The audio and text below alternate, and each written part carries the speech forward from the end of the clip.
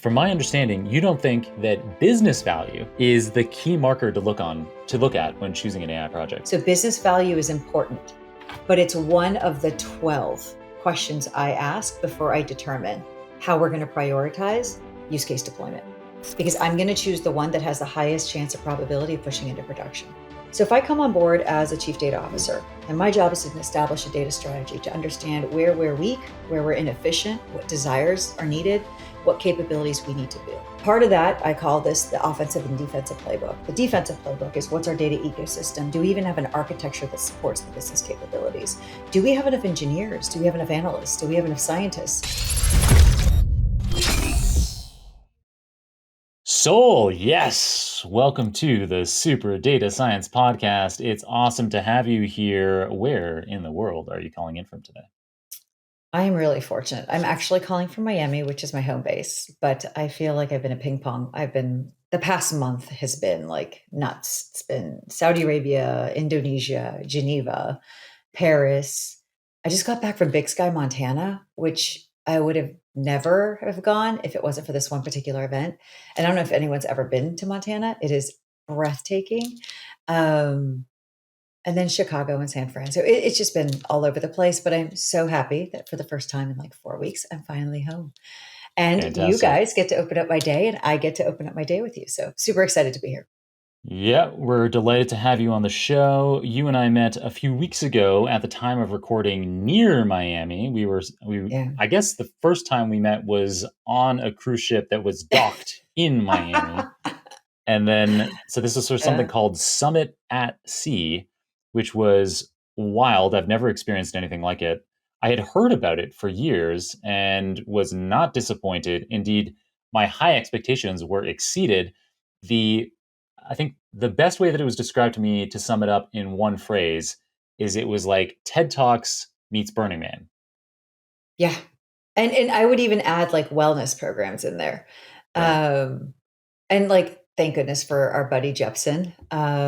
He'd invited you, and I had a dear friend of mine invite me. And so it was amazing because like when we met, we're sort of in the same crew, and we had like 500 plus people in common on LinkedIn. And we're Mhm. like, wait, but you know Joe Reese, you know Jepson, you know so and so, you know so and so. And I'm like, how is it that we've not met until that random happenstance at Summit at Seas, which was, I agree with you, absolutely phenomenal. So I'm glad I got the pleasure. Yeah, and I'd been recently stalking you online because I saw that you had this new book coming out and I was really fascinated by it. And I was like, wow, it'd be great to have Sol on the show someday. And bam, now here you are. We've made it Oh, happen. Thank you, you Jepson Taylor. manifest. Yeah, you manifested that. But Jepson's also a great connector. So I think he's manifesting everything, and we're yeah, just he puppets is. in that scheme. Knowing Jepson, yes, I would agree. You have been in the C-suite at a bunch of Fortune 100 companies, very well-known brands. So Estee Lauder, Merck, Sony Music, Royal Caribbean, speaking of cruise lines, Yep. and Ernst and Young. In those roles, you've implemented a lot of transformation with AI and data, but I understand that you've also maybe made a professional transformation yourself as well. I have. You know, it's amazing how some of the people that I meet, they're serial entrepreneurs and they've always had that like fire in them. In my case, I've always been in corporate America. I've always been in enterprise. I was a CAO, CDO, CAIO, CDAO, whatever CXO it is. Um, and so they, you know, when companies decide that we want to do a data transformation, or we want to do an AI transformation, or we want to do X transformation, if there's a dependency on AI applications or data, usually they bring me in. I've loved the journey, but you're right. As of 7, 8 months ago, I am what I call a retired and recovering C-suite executive. I Okay. said no mas. And it's really scary because like entrepreneurs naturally can't imagine working for anyone else. All I've done is work for someone else. I'm a child of immigrant parents and they came here after the revolution. It was all about having a steady income and working for a good company. And that was just my path. But 7, 8 months ago, you know, I just hit a wall and I was like, you know, by the time I get these companies up to date, I'm going to be out of date with the way the market is going and the pace of change. And it was mostly alignment discussions, virtually actually building. And I'm very much a builder, very much a creator. I love getting my hands in the weeds. And so I decided, okay, I'm going to give up the logo. I'm going to give up the paycheck. I'm going to go out on my own without much of a plan and just see what happens. It's been an amazing ride, and like hats off to every entrepreneur, because in this journey now, I found I really love working with startups and scale ups, phenomenal founders, phenomenal developers, phenomenal engineers. Most of them don't have a commercial backbone. Most of them can't take the concept and understand around processes and operations and go to market and building that playbook that allows them to translate the problems they're solving with what's applicable in the marketplace. And I found my little niche of being an advisor to startups and entrepreneurs and helping them bridge that gap between the two, of them building really cool stuff and then knowing what to do with it. So it's been fun. It's been fun. So, yeah, that's fantastic. So, yeah, after all those years of the stability at these big brands, you're now working, I guess, fractionally with startup founders to bring your commercial know-how to the great technical ideas that they have around AI. Yeah, I swore I would never be a full-time CDO again or a full-time CAIO again. It's too messy right now. And I've been in the thick of it, right? If you ask any CDO, I've held the position 4 times over. I was one of the first ones appointed, if not the first one, back in 2016 as the Chief Data and AI Officer for Royal Caribbean. And it was still new. People didn't understand what the role was.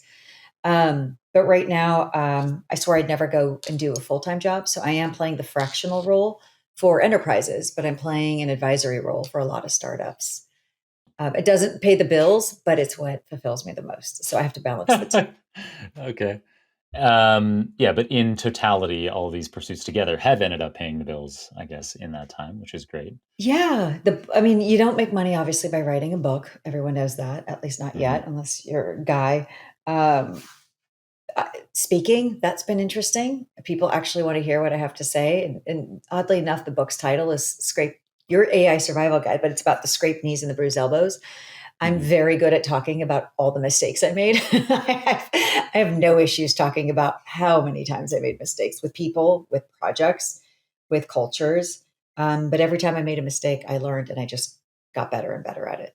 Yeah, before we dig into the book, which I do want to dig into, my understanding from the data, from seeing studies, is that CDOs, chief data officers, and I'm sure it's the same for all those kinds of related titles that you've had, like chief analytics officer and chief AI officer, the turnover in those roles Insane. is super fast. And Insane.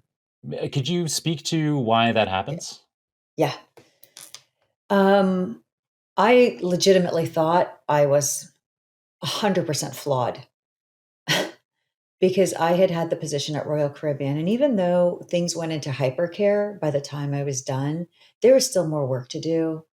And then the turnover. Then I went to Sony Music, COVID hit, turnover.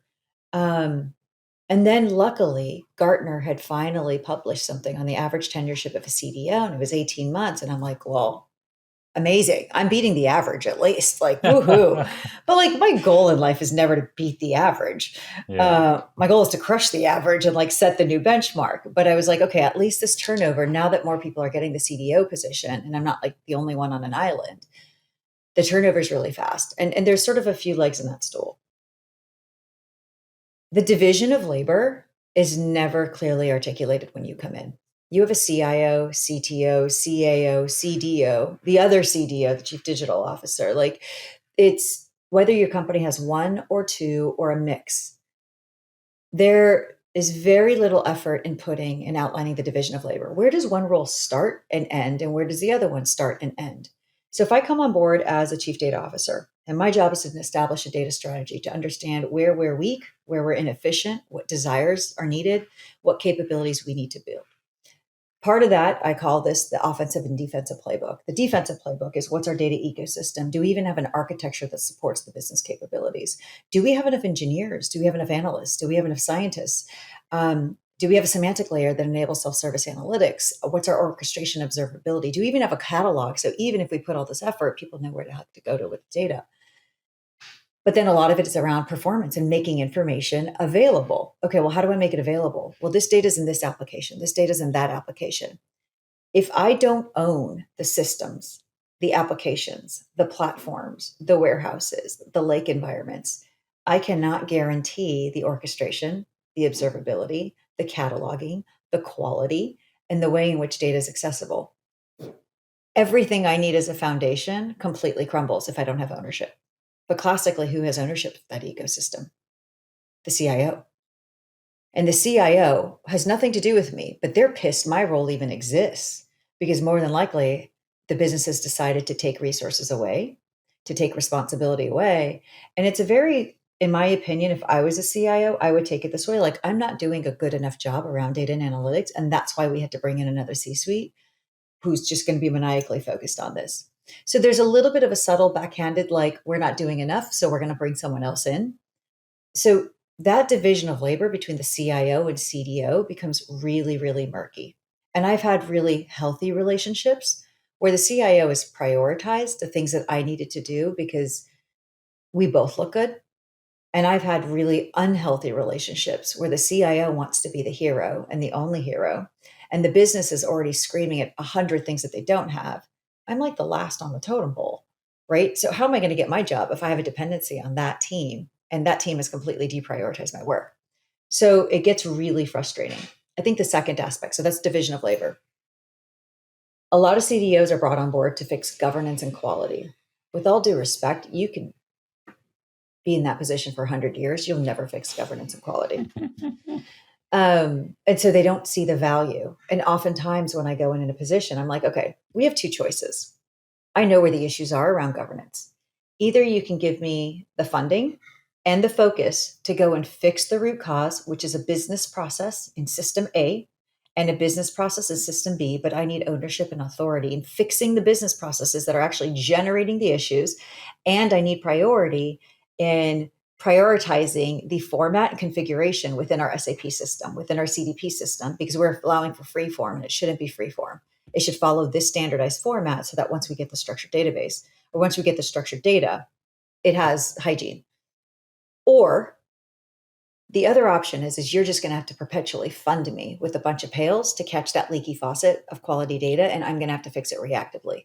So give me the focus and funding to go fix it proactively, or you're going to have to give me enough budget to continually react to it, but we'll never catch up. So like that's the second is if I don't have ownership rights or I can't influence how business processes need to alter and change, that also goes by the wayside. And the business don't see things like governance and quality. And then I think the third is most CDO, I shouldn't say most. I have some of my peers who are really great at this and some of mine who are still learning because it's their first job in. You have to be front and center with the business. You have to be attached at the hip. You have to be there with all their digital marketing campaigns, MarTech tools. It has to matter to them for you to matter to the organization because it's not about what you're actually doing. It's about the perceived value you're bringing. And they only can do that if they see you front and center and trying to help them. So that's the reason why. And there's a lot of other cultural components that kick in as well, some nuances, but I would say those are the three primary legs in the stool of why the average tenureship's 18 months. Perceived value, ownership and rights, and then the division of labor is unclear. Are you stuck between optimizing latency and lowering your inference costs as you build your generative AI applications? Find out why more ML developers are moving toward AWS Trainium and Inferentia to build and serve their large language models. You can save up to 50% on training costs with AWS Trainium chips and up to 40% on inference costs with AWS Inferentia chips. Trainium and Inferentia will help you achieve higher performance, lower costs, and be more sustainable. Check out the links in the show notes to learn more. All right, now back to our show.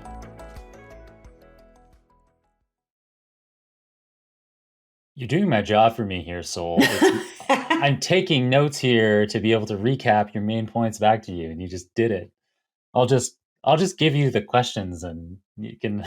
No, it's perfect. You're an amazing podcast guest because you make it so easy. You're articulate about everything. You put everything into enumerated points as opposed to just kind of continuing on and on and on.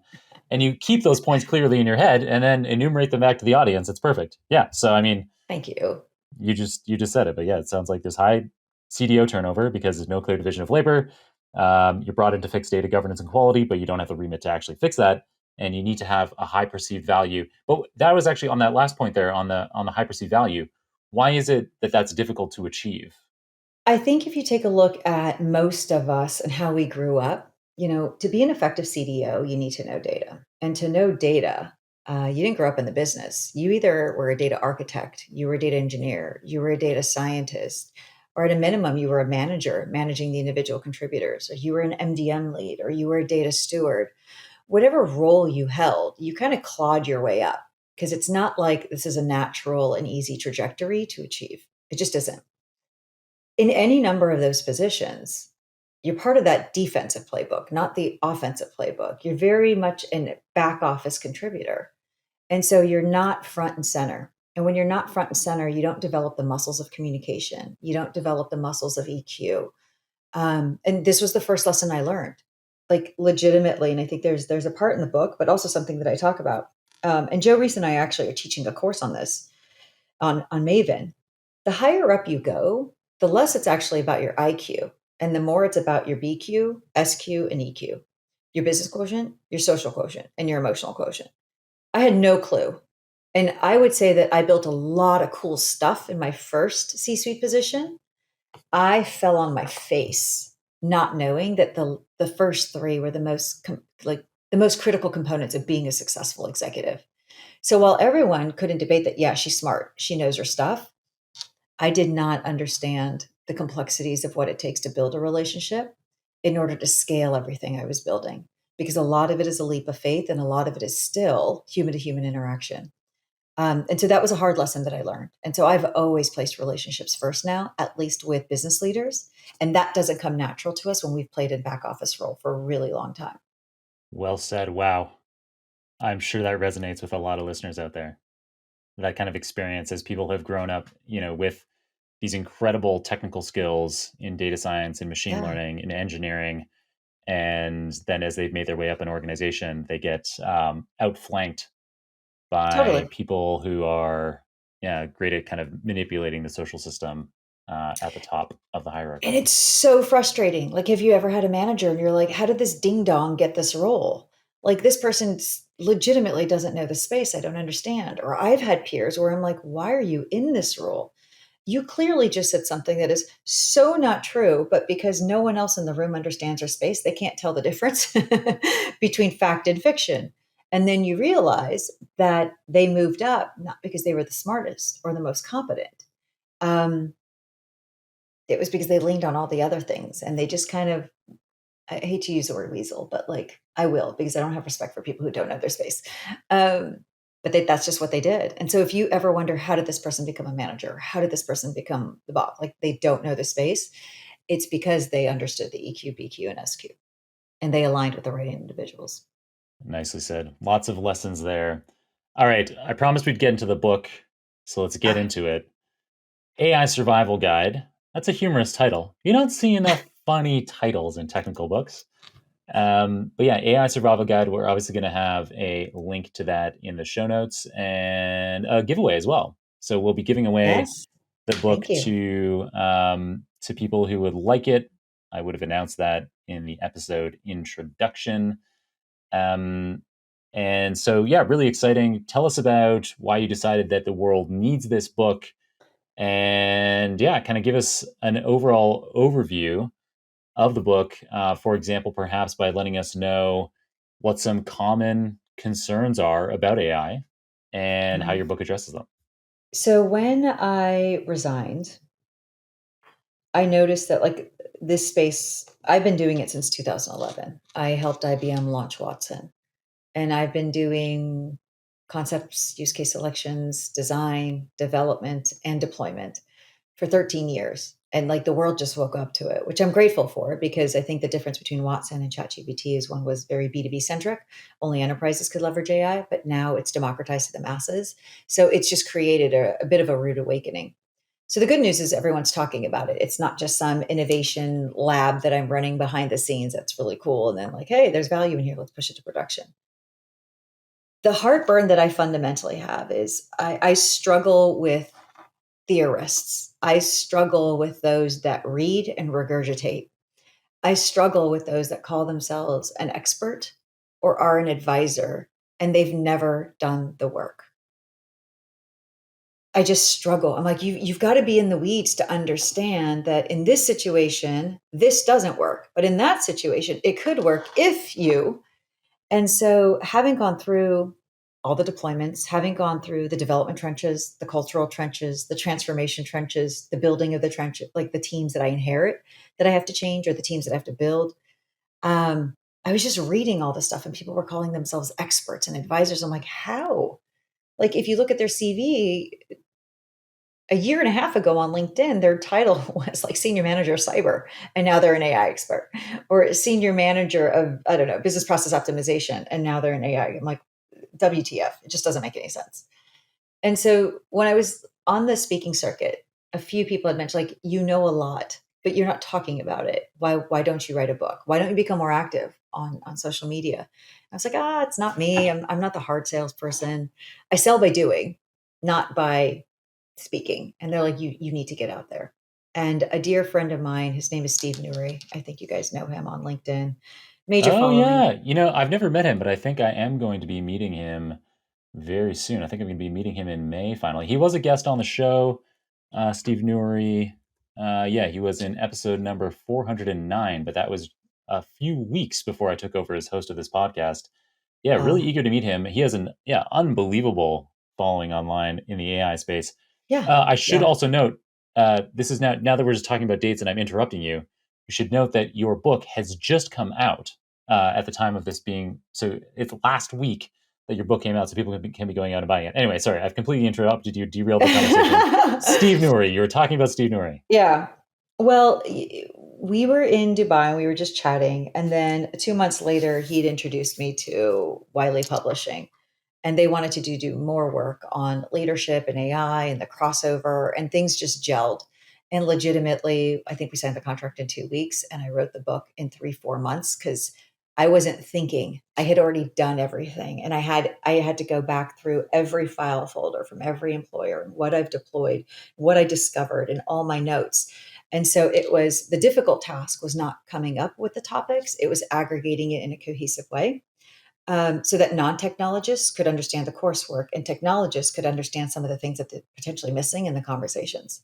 And you've done over, if I remember correctly, it's you've done over 30 production deployments, like serious kind of global AI production or Yeah, data. Yeah, yeah, yeah. I have just under 40 enterprise grade AI applications in production, and they're still alive and well. I think 3 have been decommissioned. There just wasn't enough talent, um, or they couldn't carry it over into the new AI stack. So I think 3 have been decommissioned based on some folks that still work at the companies. But yeah, so I decided, okay, I'm gonna get rid of the hype and all of the that's on LinkedIn and some of the theoretical sources, and like just buckle down. Like, here's my favorite, and I've gone into clients right now. They're like, here are the use cases that we established with these management consulting firms. I'm like, that's great, but 3/4 of those aren't going to work. And they're like, well, why not? And I'm like, you can do POCs. You'll be very successful in the POC, but 7 of those 11 you can't push to production. And the question is, why not? I'm like, well, because of X, Y, and Z. Oh. So, like, for example, one of the chapters is really around how do you even, what the heck goes into an AI strategy? We talk about it, just like a data strategy. Have you ever built one and communicated it to the board and fully flushed out what a strategy looks like of how are we going to enable you with data, or how are we going to enable you with AI in a way that's comprehensible, understandable, touches on all the points that everyone can understand, whether you're technical or not? Most people don't have that experience. And then most people pick an AI strategy because they're like, oh, we want to focus on productivity or we want to focus on efficiency. Okay, but based on your existing maturity across infrastructure, data, and talent, and there's 5 strategies, for example: growth based, knowledge based, productivity based, efficacy based, and efficiency based. Each one has a different set of requirements that you need to have on infrastructure, data, and talent. You can't leverage AI and be a growth based strategy if fundamentally you have a conservative culture, you're in a highly regulated industry, and your enterprise data can't be ingested into LLMs without extreme heightened data privacy and data leakage protocols. It's just not possible. So, I love the fact that Love the fact that you want to be a growth-based AI or you want to deploy a growth-based AI strategy around raising NPS scores or consumer experiences and personalization. You culturally actually can't do it. And from a maturity perspective, you can't do it. And here are the reasons why. People don't know that unless they've actually gone through the deployment. The other aspect of it is like the use cases. Don't pick a use case based on business value. That's a big no-no. Because what's business value to manufacturing versus business value to supply chain versus business value to your financial advisors versus business value to procurement, there is inherent business value in every use case. And if you ever find yourself in the position to be the tiebreaker or decide what you're going to take on, you have naturally picked sides because you can find business value in everything. There's just so much improvements that can benefit from the applications of artificial intelligence. So I invented this framework back when I was in IBM called the criticality and complexity matrix. The criticality of it is you you go through a series of questions. Is there imminent threat by a competitor? Are there regulations and fines that are coming down the line? Are you losing market share? Right now it's single digits, but forecasting shows it could be double digits. Like you go through the list and the questions are there, and then you rate them, and it gives you a weight. And then you go through complexity.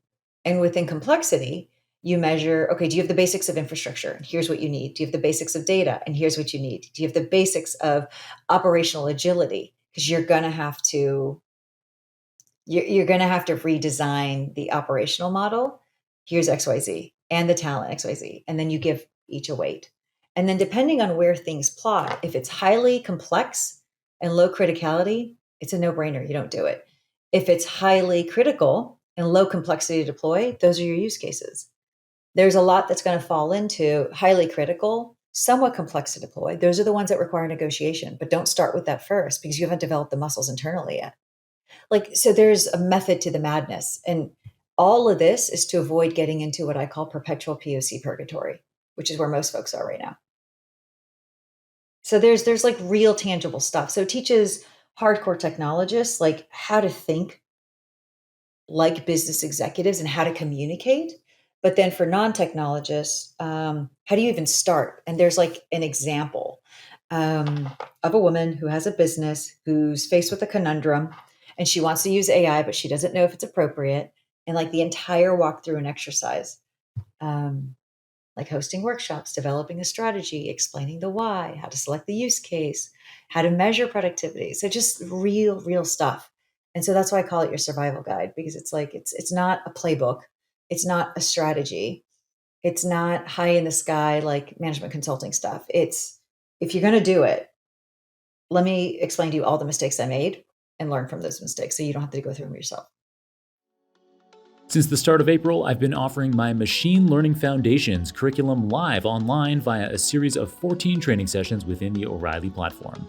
My curriculum provides all the foundational mathematical knowledge you need to understand contemporary machine learning applications, including deep learning, LLMs, and AI in general. The linear algebra classes are wrapping up soon, but my calculus, probability, statistics, and computer science classes are still to come. The first 2 calculus sessions are available for registration now. We've got the links for you in the show notes, and those will cover all the essential calculus you need for machine learning. Calculus Level 1 will be on May 22nd, Calculus Level 2 will be on June 5th, and registration will open soon for Calculus Levels 3 and 4, which will be on June 26th and July 10th. If you don't already have access to O'Reilly, you can get a free 30-day trial via our special code, which is also in the show notes. It would be so easy for me at this point to say something that sounds like absolute bluster, but hopefully for people that have been listening to the show long enough, know that what I'm about to say is not hyperbolic and is not something that I would usually say all the time. What you just described, the kind of expertise that you just demonstrated, and the way that you articulated, I feel like I have to read your book. And I have 15 years of commercial machine learning experience, and I have already learned so much in the last few minutes that I feel like I've got to get it right now because who Thank you, knows what John. terrible trap I'm walking into in my very next step and my next idea about an AI deployment. Yeah, this sounds Thank super you. valuable. You're very kind. Something that I did pick up about your approach. So I already liked how you talked about a focus on high criticality, low complexity projects to maximize the odds of success on an AI deployment. Another thing that's really interesting to me is that, from my understanding, you don't think that business value is the key marker to look at when choosing an AI project, which is counterintuitive. And we have had several episodes on this show with guests who specialize in helping you get business value out of AI projects. And that's kind of the main point is the main point that they make is if you want to have success in an AI project, it's got to deliver business value. And that's basically it. That's the fundamental bottom line that's been said on the show many times. And it sounds like you have a contrarian point of view. I do, because unless you've done it, you realize how you could trip. And here's my point. Like I always say this. I'm like, strategy without proper execution is basic hallucination. I could dream, I can envision, I can articulate all the business value I want on a deck, and I do a damn good job of it. But unless I can follow through and execute on it, it means nothing. And my word means everything. So if I'm going to say I'm going to do something, I'm going to do something, which is why I've been given all these opportunities. I am a woman of my word. So yeah, I can tell you that by deploying this, we're going to be able to reduce headcount. And I hate, by the way, there's a section on that one. I will get into that in a second. But we can improve operational efficiency by 22%. We can increase productivity by 31%. We could expedite time to market by 11%. If I'm the CEO of a company and we have a strategic initiative to be more EBITDA healthy, and I need to raise my EBITDA by 6 points, all of those things matter. Which one do I choose first? Because I need to improve productivity. I need to be more efficient. I need to be more effective because the halo effect of those aggregated will create my 6 point differential that I need to hit my EBITDA targets. Where do you start? How do you know which one you're going to execute the best on? You don't. Because if it was purely based off of business value as the hook, all three are really important. So that's why I'm saying is there's the execution side that most theorists, most researchers, most folks that haven't had the responsibility or the accountability of pushing something into production so that they could say that they did what they promised they would, don't realize that the complexity to deploy needs to be a factor into the decision making. So business value is important, but it's one of the 12 questions I ask before I determine how we're going to prioritize use case deployment, because I'm going to choose the one that has the highest chance of probability of pushing into production. Otherwise, what good is a POC? Nice. Yeah. So that really is building upon the point that you made earlier about focusing on high criticality, low complexity projects. So that lower complexity is key to this project ultimately being a success, especially with a finite amount of resources. A really quick terminology, so term for people, our business listeners will know this one for sure. Our data science listeners may not, which is EBITDA. So earnings before Oh, interest, taxes, depreciation, and amortization. It's basically we're just saying net income. So, a project being profitable, basically earning more money than it costs to run. yeah. It's like the organizational marker of being able to do more with less. That's what EBITDA is. And so for anyone who's going to get, if you, and you know what, entrepreneurs and data scientists, if you start your own company, I know that when VCs are looking at you, they're going to look at logos, they're going to look at ARR, they're going to look at NRR. But when you're officially in a scale up and you're going to get into the private equity world, they're going to start talking EBITDA language. So Yep, yep, yep. I have, yeah, I've experienced that in the startup world for sure. you have, and a Um, successful one too. a framework that comes to mind for me is the RICE model, which we see in product prioritization. So, where you have four um, attributes that you evaluate any potential project that you could take on. So, the reach, the impact, the confidence, and the effort. Mhm. Where the broader the reach of this, say, AI project that you're thinking of getting together, that should be prioritizing the project more. The impact that that will have on those people that you're going to reach with this AI improvement, the bigger the impact, the higher the rice score. Your confidence in the project, C. So this allows you to have some, you know, projects that are going to have more R&D, that have maybe more complexity, Mhm. more unknowns. They should be lower confidence, and then that drags down your rice score. And then finally, most important, related to this complexity, is the effort score, the E in rice. And the larger, the more effort that a project takes, it dramatically lowers the overall rice score for a given project. So I don't know if that's it. Absolutely. Yeah. Very, very similar. And it's because of the RICE framework that I stopped doing self-service analytics as a capability. I've learned the hard way. The reach is not there. The impact is high for the small reach, but the reach has never been to the degree that we had hoped. And you put in all this effort developing a data architecture and semantic layers and self-service capabilities and automating authorization, authentication, and like the the juice versus the squeeze just isn't worth it, oddly enough. Um, Here's another one of my favorites as well. You know, as AI, 2023, everyone was starting. 2024, everyone's really focused on scaling. And then there's this consistent theme around responsible AI, ethical AI, data privacy, data leakage. Um, I don't think any of those things should be an inhibitor or a showstopper because I'm a big believer that if there's a will, there's a way. And there's an element in the book where we talk about what the heck those things mean. But I think that there's two things that also stand out. If you're a practitioner and this is a roadblock for you, or if you're a leader and you want to understand how to overcome this roadblock, or if you're an entrepreneur and you're developing solutions, I think this is going to be important for you. There's this natural apprehension with an enterprise, or just, I would say, any company that makes over 150 million, 200 million, doesn't have to be enterprise, but mostly an enterprise, about the what if scenarios. And what if our data leaks? What if our confidential data gets out there? What if we have proprietary data and it's not protected properly? And I'm like, well, what if I cross the street and get hit by a car? What if I take a flight in any one of my travels and the plane doesn't get to the destination?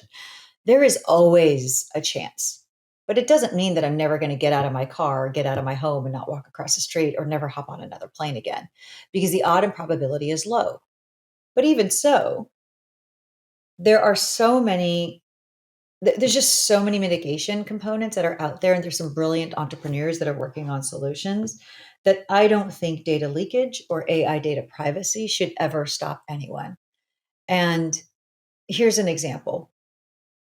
I know the topic of data privacy is like womp womp womp, like eyes roll back, like, oh, I don't want to talk about it. And I'm like, okay, well, let's just give me a second, right?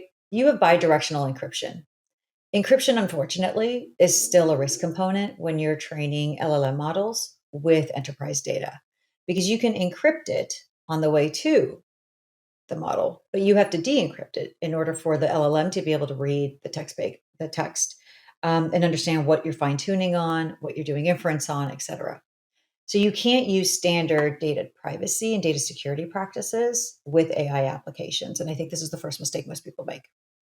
You have to dig and you have to research AI centric solutions that are out there that have existed out there, but haven't necessarily been commercialized yet because we're 2, 3 years into this mass journey of ours. Um, but like one of the solutions, one of the technologies, one of the companies that I've discovered that I've worked with is Protopia AI, Protopia.ai, excuse me. And it's a brilliant way of instead of and any time like the CIO comes to me, the CISO comes to me, or an enterprise, well, what about data leakage? I'm like, well, no, we have a solution for that. It's not a problem. They're like, well, how is it? I'm like, well, it's not our normal standard data security, data privacy. The field of AI is very different. So in this particular case, we use stochastic mechanisms, which means, and it's in a weird way, call it like a stained glass transformation. I'm going to use encryption language because that's what most people know. What you encrypt data, so you secure it, but then you have to de-encrypt it so you can analyze it. But with the stochastic modeling, what Protopia has been able to do for enterprises is you mask it, which is not the same as encryption, but you mask it. So John Doe with their birthday, with their annual income looks like ABC underscore asterisk 123. But the LLM can read the masked version of the text. So you don't have to de-encrypt it, which is what you do with data privacy and security. The LLM model itself can actually read the masked version. So it's essentially masked or encrypted on the way in, but you don't have to de-encrypt it if I were to use data privacy languages.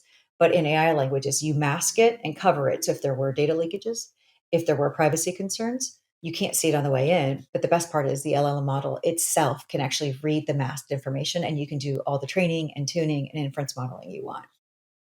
I say that because oftentimes when we're having those discussions of pushing things into production, inevitably months and months of conversation will go by with steering committees, with compliance, with risk, with the CISO, with the CIO. And there are so many solutions out there. Don't let the organization use that as a clutch or as a hook to not push something into production, because there are solutions that solve for that very problem right now. And so that's, for me, that's huge, because that inevitably has always been the showstopper historically. But we have a lot of advantages that there are solutions. If there's a will, there's a way. And if you just do some research and forensics, stuff like stained glass transformations, masking data, Protopia and many other companies have solved those problems. So there isn't an excuse anymore. And I just want to make sure that people understand and know that things can happen at an enterprise grade. I totally buy it. We actually had a guest in episode number 701, Raluca Atapopa. She's a professor who specializes in these kinds of encryption, Mhm. decryption, masking, exactly the kind of stuff you were describing for LLMs. And so I've since last summer with that episode, I'm like, wow, yeah, there is no reason why enterprise can't be adopting large language models and AI. And if they're pushing back, it's because they don't know, John. That's the thing. Like, it's so important. Like, it's not that you have to be in the know, because I can barely keep up with the pace of change. But when you're in the know or you've done it, you know solutions exist. So there's no reason.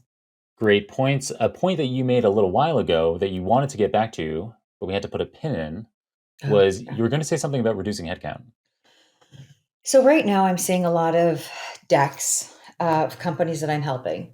And one of the promises to CEOs and a way to sell AI at scale is it will reduce your workforce by 28%, 35%, 16%. I call BS on that for a few reasons. I know it's a good selling point, and I think with right now the way the economy is going, every CEO is looking at their budgets, and things are tight, right? We there've been massive rifts, massive layoffs. I totally get it. I actually left my former employer when capex was cut by nearly 50%. It was insane. Um, but I have never, in my entire career, and I've never known a peer of mine in their entire career, I have never known anyone that has deployed AI into production where there has been layoffs or workforce reduction as a result of either efficiency or productivity. Because what's always happens, at least in my organizations, is we reallocate the resources to the backlog of that's been building up that we've never gotten to, that is also important but been deprioritized because we just don't have enough manpower, and or a company's growing in a particular vertical, product line, category, or market, and headcount is frozen. So we need to reallocate existing headcount to the growing vertical so that we can give it the attention it deserves and it can continue to grow in the double digits. And so I think it's also important that this fear based aspect around AI taking over my job, guess what? If it does take over a job, it's on you. It's not on AI. It's because you haven't evolved. My role has changed every 2 to 3 years, and it is my job to keep the finger on the pulse and evolve with it. The role of a data engineer, the role of a data scientist, the role of a data architect, the role of a BPO in ERP migrations, our jobs change, and you need to change with it. So there's an evolution, and I think AI can complement and supplement, but it doesn't need to replace as long as you're continually learning and evolving. Um, but scenarios where there's fear in terms of I'm going to get laid off because of it, more than likely you're going to get reassigned because of it and into something cool, potentially, or new, potentially. And if that doesn't excite you, I just don't know Mhm. what would. Large language models are revolutionizing how we interact with technology. With companies rapidly adopting models like the GPT and Llama series architectures, the demand for skilled LLM engineers is soaring. That's why Kirill and Atlan, who have taught machine learning to millions of professionals, have created the Large Language Models A to Z course. Packed with deep insights on tokenization, input embedding, transformers, self-attention, and LLM tuning, this course will help you gain hands-on experience with LLMs and stay competitive in today's job market. Enroll at superdatascience.com/LLM course for your free 14-day trial. This course is exclusively available in the Super Data Science community. You won't find it anywhere else. Once again, the link is superdatascience.com/LLM course. Yeah, especially if AI is taking away, typically AI is taking away something relatively repetitive. And Oh, so it's getting you into, being reallocated to more creative, more impactful work, which, you think most people would be happy about. This reminds me, talking about resources reminds me of something that you were about to start telling me before we started recording. And so I just had you put a pin in that as well, oh, which is that when you are building out teams, you keep funding for data science and data engineering separate. Do you want to tell yeah. us about that? I think the field of data engineering is probably one of the most underappreciated spaces and probably the one that I adore, revere, and protect the most. And I wrote a post about this in LinkedIn once. I'm like, nothing functions, nothing happens without a data engineer. I don't care if it's a digital campaign, I don't care if it's a new product launch, I don't care if you're standing up a system so that you could sell in a new market. Um, it could be anything. It does not happen without a data engineer because no business process can be enabled and no growth can be achieved without information. And information is derived from data. And it's all about making sure that data is in the right place at the right time for the right people. And who makes that happen? It's the community of data engineers. I only have that appreciation because a long time ago, I was a data engineer. I accidentally fell into it. I think you and I were chatting about me going into professional sports and saying, okay, I need to grow up and take on a real job. Um, I found my tribe in my community, but apparently I was a horrible coder. They were like, "You're not allowed to touch a lick of code ever again." I was like, "Okay, so what do you want me to do?" They're like, "We don't know, but how about you communicate what we're doing because we want to do the work. We don't want to talk about the work." And I was like, "Oh, okay." So that's how I migrated from being a data engineer to being translating to what the data engineering team was doing, and that's where I gained an appreciation from it. Moving the data, protecting the data, making sure it's of the right hygiene, the orchestration of it, the availability of it, like everything is because of a data engineer. I don't need a big team of data engineers. I need a lean and mean team of really great data engineers, and I protect them very, very much so. Because then when I hire data scientists, I don't want them doing data engineering work. Their job is mostly focused on the modeling, the algorithms, the predictions, next best actions, recommendations. It's what they can do with the information once it's in the state it needs to be in. But I don't want them playing with the mining, the cleaning, the curating, all that other stuff. So I'm very respectful of crafts. So, as a data engineer, you're a master of your craft. As a data scientist, you're a master of your craft. Now, of course, like with the world of full stack developers, we have back end developers and front end developers. Now we have full stack, and the two have blend. And you can be a good full stack developer, but how can you really be a master of both sides of the fence unless all you're doing is learning 24/7? So I think it's very difficult. So I respect the division of labor and I let people do what they love to do without having to do the grunt work of things that they chose not to do. So I always try to keep the two separate. Well, it sounds brilliant to me. That sounds like the way to go for sure. So yeah, keeping your data engineering, your data science headcounts separate, having that lean, mean team of data engineers, ensuring that the data are of great quality for the data scientists downstream to be training and deploying machine learning and AI models with. That sounds like the way to go to me for sure. Something else that, uh, well, we didn't say that we were going to talk about on air, but it's something that is very interesting to me Okay. is some organizations think that patenting isn't a great idea because you're just putting onto paper and in the public instructions for your intellectual property. And it's often difficult to be able to ensure that a competitor isn't using, say, some AI methodology of yours under the hood? How are you going to tell? But you have eight patents and eight patents Yeah. granted, and then many more that have been Yeah. applied for that are pending. So, Sol, what's the value in patents? When would you do that? Like as a side hobby. Okay. I mean, the process of coming up with a novel idea. Let's say you have a novel idea. It's not that someone else may not have come up with the idea before, or components of your novel idea don't already exist. It's really how you put that together that creates that novel idea. Now, you can file a patent within an enterprise and an organization, and they'll cover all your legal fees for you, but they technically own the patent. Or you can do it on your own. But the process of distinguishing whether or not it's novel, paying the legal fees to file it, and then by the time my patents have been filed and granted, anywhere from 2 to 5 years, because the Patent and Trademark Office is so behind. Um, do it because it makes you feel good, but not because there's this higher altruistic intent behind it. Making money off of patents is unlikely because the fact that you discovering someone's using your patent, it's a different story. Mhm. And it's money out of your pocket. So I think it's more for bragging rights, kind of like writing a book. It's amazing, good experience. You could say you did it. You're not going to make money off of it unless you are literally a full time writer, and it's not going to be your first book. There's a second and a third and a fourth and a fifth, and that is your vocation. That is your career. Um, so I would say patents is more for bragging rights than anything else at this point in time.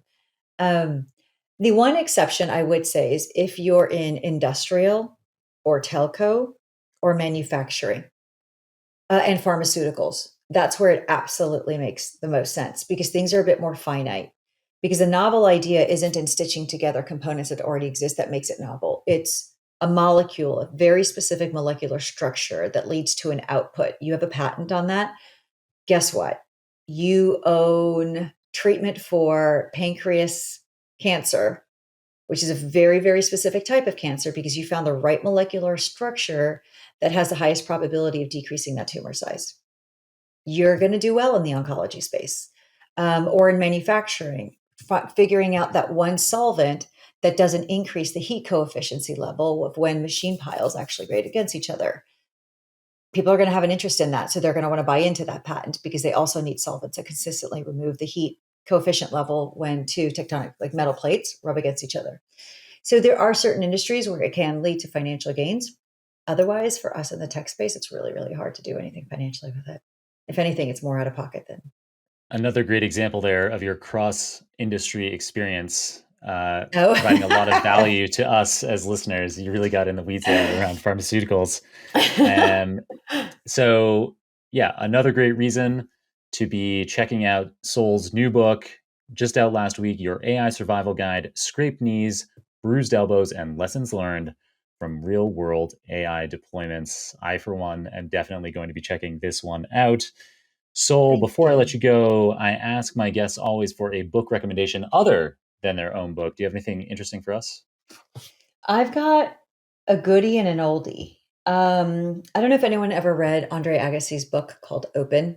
Now, I'm an avid reader and I have 7 books going on at the same time. And like, whether it's okay, don't laugh at me, but it could be about the Cambodian genocide. It could be about Business Made Simple from Donald Miller.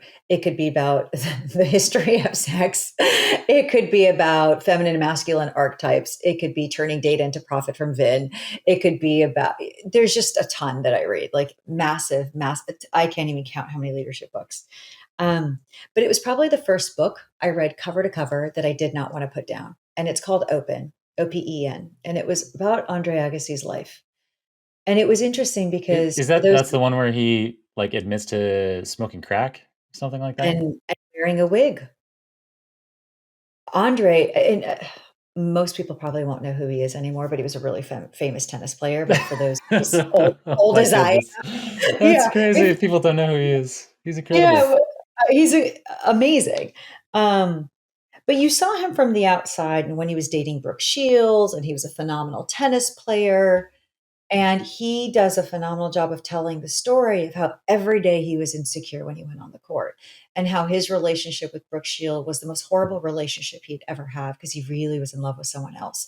But because of reasons that he wasn't aware of, he stuck with it.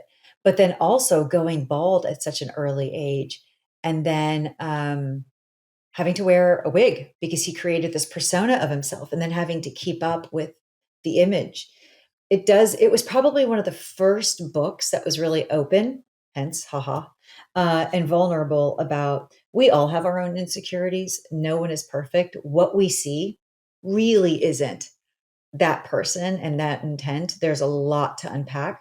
And so it was just the first book that, to this day, I still remember the author, I still remember the title. And I remember I was traveling in Europe on a Eurorail and I finished that book just on that train. So it's an oldie, but it's phenomenal. Nice. And so when you said you have an oldie and a goodie, that was Oh, that was one both. book that's both an oldie and a goodie. Okay, I won't wait for a second one. I guess it wouldn't make sense to have an old recommendation that wasn't good. You're going to have an old bad book and a new Yeah. good book. It doesn't make sense. It's Nice. Open by Andre Agassi. Very cool. I think that also probably plays on, it's a double entendre with him being open, but also think like, performing in the US Open, Oh, the British Open. So 100%. yeah. 100%. And just the amount of discipline and rigor that went into him being a master of his own craft. Um, I just had a ton of respect. But like the insecurities that followed with it. And I know we all have it. So it was just, I don't know, you would never have expected it from someone like that. So it was refreshing. Yeah, it is. It is great to be reminded that, for all the amazing things that you see leaders do out there behind the hood, most of us are shaking in our boots, feeling like we have no idea what we're doing. Totally. Uh, Totally. And even if we do, we're always surprised with how much we don't know. mhm. And actually, I would venture to say that the few people I have met in my career who don't have that kind of fear, um, they're most likely to be the kind of person that you described right at the outset of this episode, to bring things back, that are climbing their way up the corporate ladder with Yeah. more with skill sets other than IQ. With color. Yes. Yes. There's some overinflation and exaggeration and posturing that goes on. But you can spot those out if you pay attention to your intuition. You can tell like at a It's heartbeat. it's easy, Soul. You just slap AI on it. Yeah. It, Powered by AI. AI can do Yeah. anything. So easy. Just powered by AI. Just powered by AI. Yes, yes. All right. So glad to be able to get back to that point. Soul, this has been an amazing episode. I wish I had more time with you. This Another is, summit sees. well, yeah, but I mean also on air. Yeah. Hopefully we can get another slot booked with you in the near future, because I feel like we really just scratched the surface Yeah. of the I insights think that you you've have an both provided opening on the show. for podcast number 918 or 923. I'll mark it down. Yeah, thanks. I love being numbers. Um, oh, well, really appreciate it, Soul. But yeah, before I let you go, I do have to ask you how our audience should be following you to get insights between now and episode number 918. I do have a newsletter, solrashidi.substack.com. I will post like some real nitty gritty stuff. It's very transparent, it's very direct. Um, I just got into the space, by the way, so I'm trying the content stuff out, but I've gotten some really good traction, which is great. LinkedIn is my primary post. I'm so sorry. I'm not an IG or a TikToker, but LinkedIn and the newsletter are the two primary forums. With our So, audience, we're used to hearing LinkedIn as the most yeah, common social media platform today. So yeah. you have nothing to apologize for.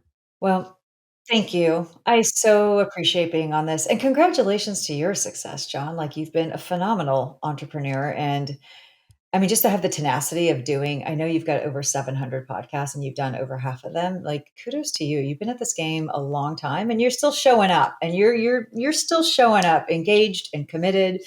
And that makes me happy because the fatigue hasn't set in because you obviously do what you love. And that matters a lot. Well, thank you, Sol. Yeah, it is easy with all the other things going on in my life outside of the podcast. It is always easy to stay motivated about the podcast because I get to have time with someone like you and get to interview you and get these amazing insights. So it's invaluable to me, and it's awesome that people enjoy tuning in and listening in. That's like a it's like an added benefit on the side almost. All right, Sol. Catch you again in episode 918. We'll see you then. You got it. Take care. Bye.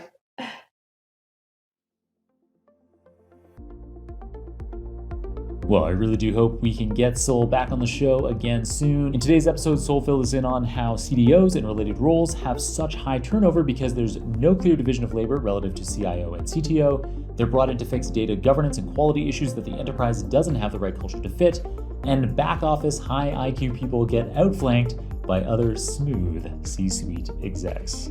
She also talked about how high criticality, low complexity AI projects are the ones with the highest probability of success, how enterprises with greater than $100 million in revenue tend to have what-ifs around data security and privacy that can be overcome today with straightforward technological solutions like Protopia's stained glass data masking solution. And she talked about how having a lean, mean team of data engineers ensures that data scientists downstream get high-quality training data for their models and they don't get bogged down by data engineering work.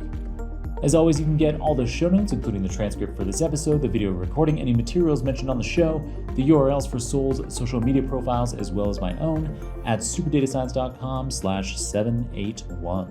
If you'd like to engage with me in person, as opposed to just online, on May 17th, I'll be hosting a panel live at the New York R Conference. The panel will feature iconic open source community members Drew Conway, JD Long, Sumia Kalra, and Jared Lander. There's always pizza and beers afterwards, so we can catch up over a cold one then. Huge names like Hadley Wickham, Andrew Gelman, Hillary Mason, Wes McKinney, and Sean Taylor will all be there at such a crazy lineup. The New York R Conference is one not to miss regardless of what programming language you do data science in. All right, thanks to my colleagues at Nebula for supporting me while I create content like this Super Data Science episode for you. And thanks, of course, to Ivana, Mario, Natalie, Serge, Sylvia, Zar, and Kirill on the Super Data Science team for producing another jaw-droppingly awesome episode for us today. For enabling that super team to create this free podcast for you, we are ever so deeply grateful to our sponsors. You can support the show by checking out our sponsors' links, which are in the show notes. And if you yourself are interested in sponsoring an episode yourself, you can get the details on how you can do that by making your way to johnkrohn.com/podcast. Otherwise, share this episode with someone who would love it, review it, subscribe if you're not a subscriber, and all those kinds of good things. But most of all, just keep on tuning in. I'm so grateful to have you listening, and I hope I can continue to make episodes you love for years and years to come. Until next time, keep on rocking it out there, and I'm looking forward to enjoying another round of the Super Data Science podcast with you very soon.